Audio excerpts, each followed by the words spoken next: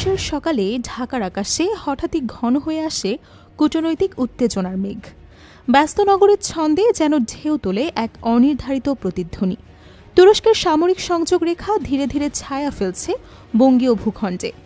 ৮ জুলাই সোমবার সূর্য যখন তার তেজ হারাবে, তখন রাজধানীর এক উচ্চ পর্যায়ের বৈঠক কক্ষে প্রবেশ করবেন একজন ব্যতিক্রমী অতিথি।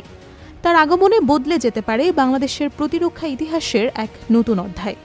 তিনি অধ্যাপক হালুক গর্গুন, তুরস্কের প্রতিরক্ষা শিল্প সংস্থার সর্বোচ্চ পদে থাকা একজন বিজ্ঞান মনস্ক প্রশাসক, যার সিদ্ধান্ত বদলে দিতে পারে অঞ্চলভিত্তিক ক্ষমতার ভারসাম্য।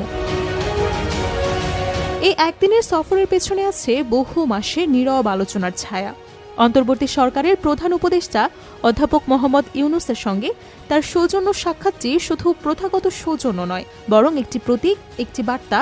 বাংলাদেশ ও তুরস্কের প্রতিরক্ষা সেতুবন্ধ আরও শক্তিশালী হতে চলেছে। একই দিনে সেনাবাহিনী প্রধান, নৌবাহিনী প্রধান এবং বিমান বাহিনী প্রধানের সঙ্গে একাধিক বৈঠকেও অংশ নেবেন তিনি। প্রতিটি বৈঠকে ঘনীভূত করে তুর্কি প্রযুক্তি আর বঙ্গীয় কৌশলের সম্ভাবনাময় জোট। তুরস্ক থেকে আসা কূটনৈতিক সূত্রের ভাষায় এটি কেবল একটি সফর নয়, বরং এটি একটি বার্তা, যেখানে লেখা আছে প্রশিক্ষণ, গবেষণা, সমরাস্ত্র কেনাকাটা ও যৌথ বিনিয়োগের এক বিস্তৃত চুক্তির খসড়া। গর্গুনের সফরের মাঝে লুকিয়ে আছে এমন কিছু প্রস্তাব যা শুধু এখানকার বাংলাদেশ নয়, ভবিষ্যতের প্রতিরক্ষা কাঠামোকেও পাল্টে দিতে পারে। হালুক গর্গুনের অবস্থানও কম গুরুত্বপূর্ণ নয়। প্রেসিডেন্ট রিসেপ তাইয়েপ এরদোয়ানের সরাসরি তত্ত্বাবধানে পরিচালিত ডিফেন্স ইন্ডাস্ট্রি এজেন্সির নেতৃত্ব থেকে তিনি গড়েছেন তুরস্কের বৈশ্বিক প্রতিরক্ষা কৌশল। একদিকে তিনি প্রযুক্তির নকশায় ব্যস্ত, অন্যদিকে বিশ্বের নানা কোণে প্রযুক্তি স্থানান্তরের সমঝোতায় সই করাচ্ছেন। তার সংস্থা এএসবি যে শুধু অস্ত্র নির্মাণ ও রপ্তানির কাজে ব্যস্ত তা নয়, তারা ভবিষ্যতের যুদ্ধনীতির নেপথ্য স্থপতিও বটে।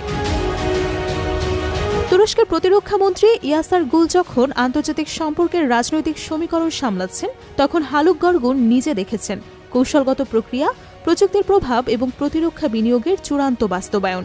ঠিক সেই কারণেই বাংলাদেশের প্রতিরক্ষা বাহিনীর সঙ্গে এই সফরের প্রতিটি মুহূর্তই হতে যাচ্ছে অপ্রকাশিত কিন্তু গভীর অর্থবহ। সাম্প্রতিক বছরগুলোতে বাংলাদেশ তুরস্ক সম্পর্কের যে ধারা তৈরি হয়েছে তা নিছক কোনো রাজনৈতিক নয়, এটি এখন প্রতিরক্ষা ও প্রযুক্তি ভিত্তিক সম্পর্কের দিকেই অগ্রসর। 2018 সাল থেকে এই দুই দেশ একসঙ্গে পথ হাঁটছে অস্ত্র কেনাবেচা, প্রশিক্ষণ বিনিময়, প্রযুক্তি শেয়ারিংয়ের